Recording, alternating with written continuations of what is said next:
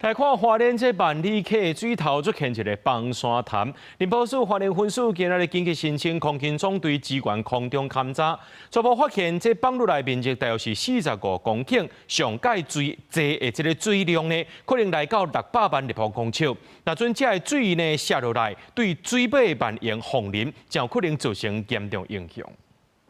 空勤直升機接到林保署申請支援了，在大高山萬里溪橋水頭30公里深山發現崩山湖，因看到萬里溪正平山壁大規模崩塌，造成河道塌起來，初步崩塌面積差不多45公頃，目前水位還未滿出來。它非常深山沒有路到達，所以人員短期無法接近。初步的資料已通知下游的水利署九和分組幫忙觀察水位。另外，在這個淹塞湖的資訊也及時通報花蓮縣政府、鳳林鎮公所及萬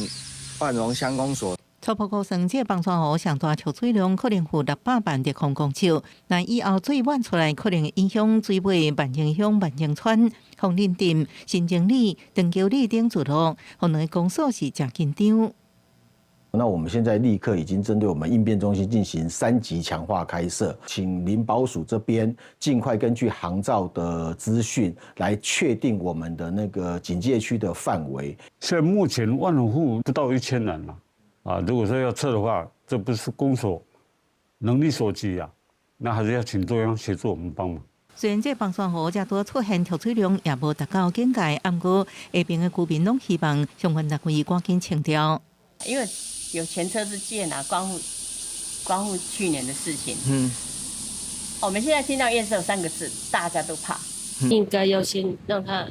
去挖掉吧。不可以再用自然溢流。不行啊，那個真的是